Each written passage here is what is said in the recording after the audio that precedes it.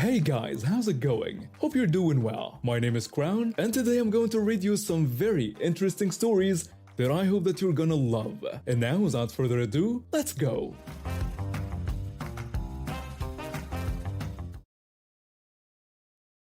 This incident occurred several years ago when I was employed as a construction project manager for a company that provided services for retail point-of-sale systems. My responsibilities ranged from adding or removing a register to installing all the electronics in newly constructed stores. One year, I decided to take a camping and off-road vacation in a remote area where I was supposed to meet some friends. However, they called to inform me that they would be about 6 hours late. Since I had recently completed IT remodeling for the local grocery store, I decided to walk over and say hello to some people I knew there. When I arrived, I discovered that half of their front-end registers were down. The manager asked if I could assist, and since I was just passing the time, I agreed, provided my boss approved the overtime. Anyone who worked in the field was paid hourly. The overtime was approved, and it quickly became apparent that the issue stemmed from the cleaning contractor dismantling registers the night before to make cleaning easier, which violated their contract. I managed to repair all but 2 lanes, which had damaged power and data cables. I informed the manager that I could fix them using parts from the local hardware store and electronics shop if he would reimburse me. I also requested permission to park my truck in a vendor-only spot, as the parking lot was full and I needed tools that I carried in my truck. He agreed, so I retrieved my truck, picked up the necessary items, and parked in the vendor spot. This detail becomes important later. Both registers required the cabinets to be dismantled in order to replace the damaged cables. I repaired the first lane and got it operational. I then moved on to the second lane, which was situated right in front of the customer service desk. I ensured that the closed sign was displayed and used a 6-wheeled cart loaded with a special order to plug the register. While lying under the register belt to connect the new cables to the register base, someone kicked me. After being kicked a second time, I instinctively lashed out with my steel-toed boot, striking a woman who I will refer to as Karen in the knee. She screamed and was briefly knocked unconscious when she hit her head on a cart she had moved. It turns out that Karen decided my lane should be open. She moved the cart, tossed the closed sign on the floor, and kicked me for ignoring her. What she failed to notice was that a local police officer was at the customer service desk, inquiring if the store wanted the lifted truck and the vendor spot ticketed. The manager was directing him to where I was to see if the truck belonged to me, and both of them witnessed Karen kicking me. The officer called an ambulance for Karen and then asked if I wanted to press charges, which I did. The store also pressed charges as she had been banned and was violating a no trespass order. Karen later pleaded guilty to the trespassing and a misdemeanor assault charge after being informed that a police officer had witnessed the attack and that it had been recorded by security cameras. My employer's legal team informed me that I was being subpoenaed for a deposition because Karen was suing both companies for compensation, claiming that I had broken her kneecap and given her a concussion. However, a week later, I was notified that the deposition was cancelled because a judge had dismissed the case with prejudice due to Karen having initiated the violence, as documented in the police report. I've lived in this house for over 20 years and it's been my sanctuary. I bought it when I was just starting out in my career. It was a fixer-upper, but I saw the potential. Over the years, I poured my heart and soul into renovating it, turning it into my dream home. The crown jewel of my property was a pool I installed about 15 years ago.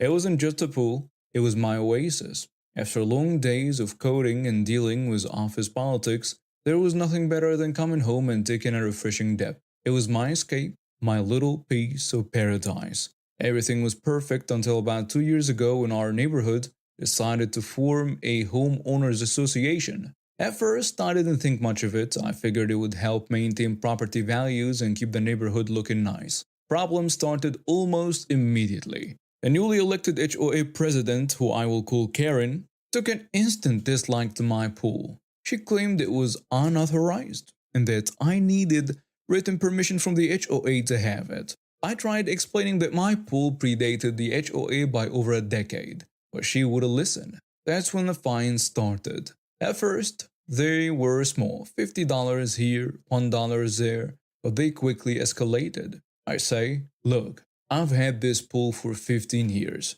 The HOA didn't even exist when I built it. How can you fine me for something that was here before you? Rules are rules. If you want to keep your pool, you need to apply for permission like everyone else. But that doesn't make any sense. You can't retroactively apply rules to pre-existing structures. I don't make the rules, I just enforce them. Pay the fines or remove the pool. I refused to pay. It was a principle of the thing. I wasn't going to be bullied into submission by some power-hungry HOA president. The fines kept piling up, but I stood my ground. Then about a month ago, I had to leave for a work trip. My company was launching a new product, and as a lead developer, I needed to oversee the rollout. It was a stressful couple of weeks, filled with long days and sleepless nights. When I finally returned home exhausted and looking forward to relaxing by my pool, I couldn't believe my eyes. Where my beautiful oasis once stood was now just a dirt-filled hole. I was in shock. As I stood there trying to process what I was seeing, Karen sauntered up with a smug look on her face. "Oh, you're back. As you can see, we've taken care of your little problem for you. What have you done? You had no right to do this." "We had every right. You refused to pay the fines or remove the pool yourself, so the HOA board voted to remove it for you. The cost will be added to your outstanding fines, of course." I was livid.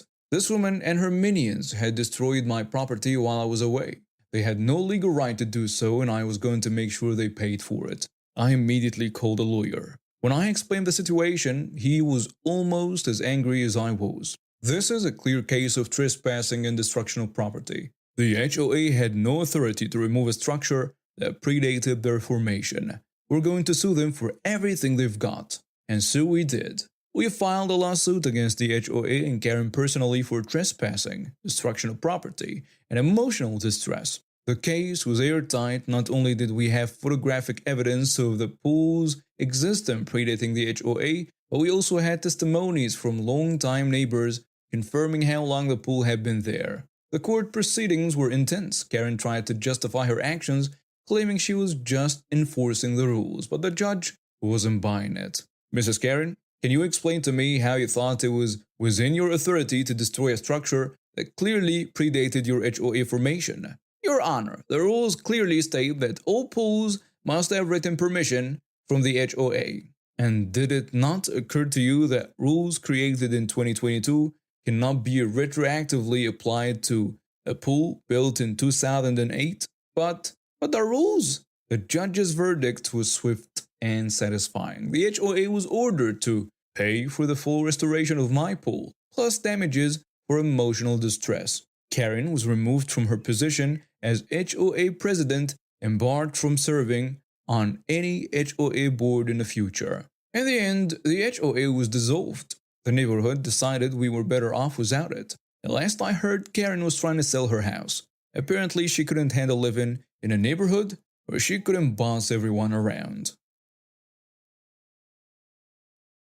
My partner and I have been planning this road trip for a month. We both needed a break from our hectic city lives. Me with my non-stop job as an environmental lawyer, and them with her demanding role as a school teacher. We decided to take a week off and drive up the coast, just enjoying the scenery and each other's company. We've been on a road for about 3 hours when we decided to make a pit stop. You know how it goes. Stretch the legs, use a bathroom, grab some snacks. We pulled into this little rest area of the highway. It wasn't anything fancy, just a parking lot with a convenience store and some vending machines. As we were walking back to our car, drinks and snacks in hand, we noticed this group of people near the trash bins. There were 2 couples, clearly the parents, another adult who looked like he might be an uncle or family friend, and 3 kids who were about 8 years old. Now, I'm not one to judge other people's parenting, but what I saw next really got under my skin. These kids were just chucking their trash on the ground, right next to the bin. And I mean a lot of trash. Empty chip bags, soda cans, candy wrappers, you name it. The worst part? The adults were just standing there watching it happen like it was no big deal. I looked at my partner and I could tell they were as bothered by this as I was. I mean, come on. We're both in jobs where we try to make the world a little better every day. Seeing this blatant disregard for the environment and basic decency was like a punch to the gut. I decided I couldn't just stand by and watch. I walked over to the kids, trying to keep my tone light and friendly. Hey guys, let's put that stuff in the bin, shall we? I made sure my voice suggested I'd help them do it. I wasn't trying to scold them or anything, just encourage them to do the right thing. But before the kids could respond, one of the mothers, let's call her Karen, because well, you'll see why, stepped in. Don't tell my kids what to do. I was taken aback by her hostile tone, but I tried to keep things civil. Okay, perhaps you can help them clean up after themselves then. Nah.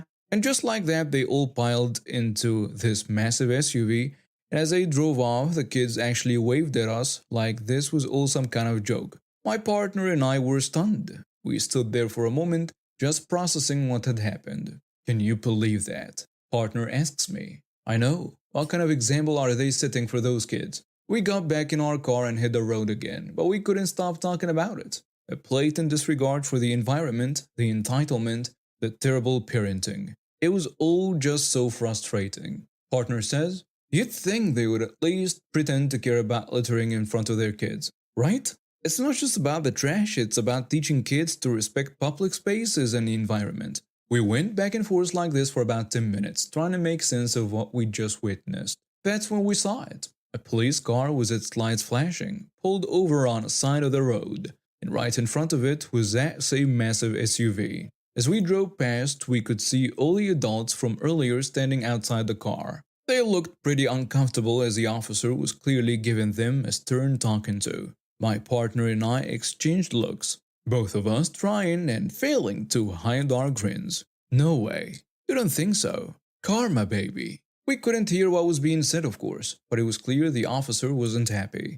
I could just imagine him asking why there was so much litter around their car, or maybe someone had reported their littering at the rest stop. As we continued our trip, we thought maybe somewhere down the road those kids will remember the day their parents got pulled over and think twice before tossing their trash on the ground.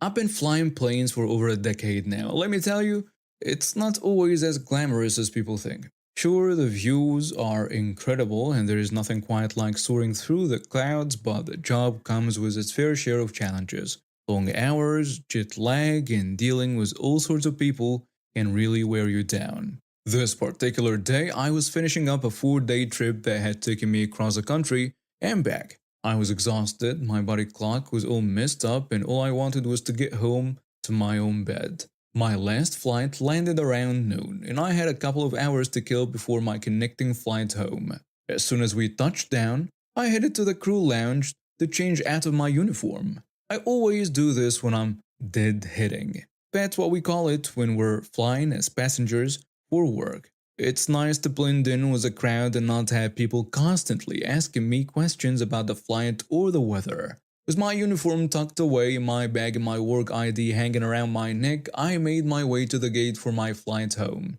I found a seat and settled in, pulling out my tablet to catch up on some reading. And that's when I first noticed the noise. Behind me, a little girl was treating the airport seats like her professional jungle gym. She was climbing over them, under them, and generally making a racket.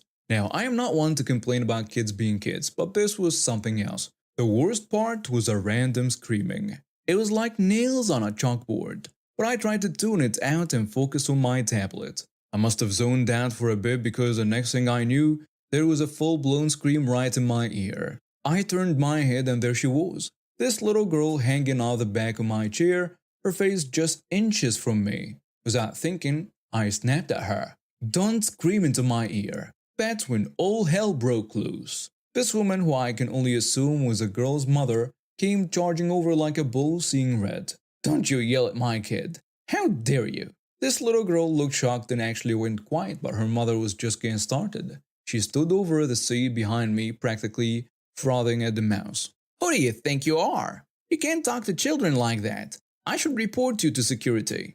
I just stared at her for a few seconds, trying to process what was happening. Then I decided the best course of action was to ignore her. I turned back to my tablet, but she wasn't having it. Hey, I am talking to you. Don't you ignore me. She kept going on and on, trying to get a rise out of me. At one point, she even tried to get her daughter to start screaming again. Sweetie, you can scream if you want to. Don't let this mean man stop you from having fun. But the kid, bless her heart, just sat there quietly. I guess she had more sense than her mother. This went on for what felt like an eternity but was probably only about 10 minutes.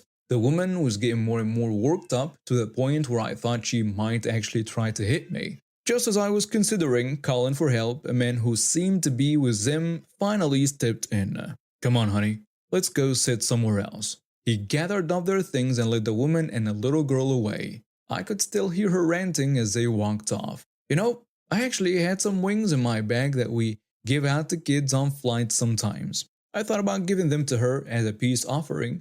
After that display from her mother, I decided it wasn't worth the risk. I sat there for a while trying to process what had just happened. And that's when I noticed a couple of airport security officers walking towards me. Great, I thought. She actually went and reported me. Excuse me, sir. We received a complaint about a disturbance in this area. Can you tell us what happened? I explained the situation as calmly as I could, showing them my airline ID and mentioning that I was just trying to get home after a long trip.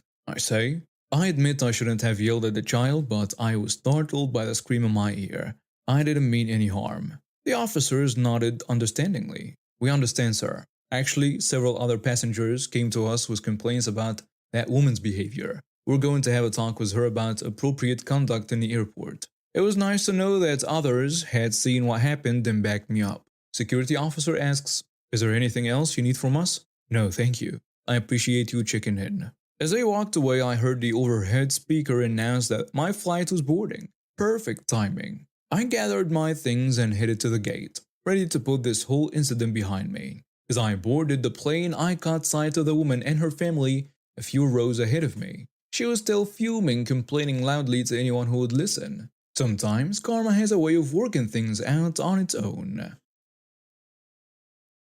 I've always been a planner. I learned early on that organization was key to maintaining my sanity. It's probably why I became an event coordinator. There is something deeply satisfying about watching all the pieces fall into place after months of careful preparation. So when my family decided on a spontaneous trip to the lake, I was determined to make it as smooth as possible. My sister, bless her heart, suggested taking the bus. But with the scorching sun and ongoing construction, I knew that wasn't the best option. That's when I remembered the ride-hailing app that had been gaining popularity in our city. I'd heard good things about it: cleaner cars, friendlier drivers, and the works. It seemed like the perfect solution.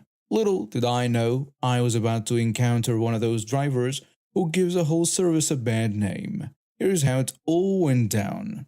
I say, "Alright everyone, I've ordered a car. It should be here in about 6 minutes. My son says, "Cool. Can I watch the progress on your phone, Mom?" "Sure, honey. Just don't drop it, okay?" We settled in to wait, chatting about our plans for the day. My husband and sister were discussing the best spots for picnicking when my son piped up. "Mom, why is the car going the wrong way?" I frowned, taking the phone back to check. Sure enough, our driver seemed to be heading in the opposite direction. Huh? Maybe there's some construction he's trying to avoid? Let's give him a few minutes. We went back to our conversation, but I couldn't shake the feeling that something was off. A couple of minutes later, I checked again. Me muttering, "Now he's circling a kindergarten? What on earth?" Husband says, "Everything okay, honey?" I'm not sure. The driver seems to be taking a very scenic route. Maybe he's new to the area. I wanted to believe that, but as the minutes ticked by and our driver continued to meander around the city, my suspicions grew. When he passed a crossing that would have led straight to us and instead headed towards the train station, I knew what was happening. Me, frustrated, he's trying to get us to cancel the ride. What? Why would he do that? Some drivers do this to collect a cancellation fee without actually doing the work. I can't believe this is happening. I decided to give the driver one last chance. I sent him a message. "Hi there. I noticed you seem to be having trouble finding us. If it's easier, feel free to cancel the ride so another driver can pick us up." No response. Instead, he headed towards a hardware store on the outskirts of town. Me fuming. That's it. I am not letting him get away with this. I filed a complaint with the app, complete with screenshots of his ridiculous route. My husband, seeing how upset I was, took out his own phone. Husband says, I am ordering another car. We're not wasting our day because of this guy. While we waited for our new ride, I kept an eye on our original driver's progress. He continued his meandering path through the city, clearly hoping I'd give up and cancel. Me, determined, oh nobody, who can play this game. After what felt like an eternity but was actually about 16 minutes, the driver finally cancelled the ride himself. Me triumphantly, ha, wasted his own time trying to scam us. Our new driver arrived moments later, a friendly woman who apologized for her colleague's behavior. I am so sorry I had to deal with that. Some of the old taxi drivers think they can get away with their old tricks here. I hope this doesn't put you off using the service in the future. Don't worry, it won't. I'm just glad we didn't have to pay that cancellation fee. We settled into the car, heading towards our lake day. Sure, our day had gotten off to a rocky start, but in the end, the would-be scammer had only cheated himself out of a fare and wasted his own time. And now we have reached the end of today's stories. Thank you for watching and see you next time.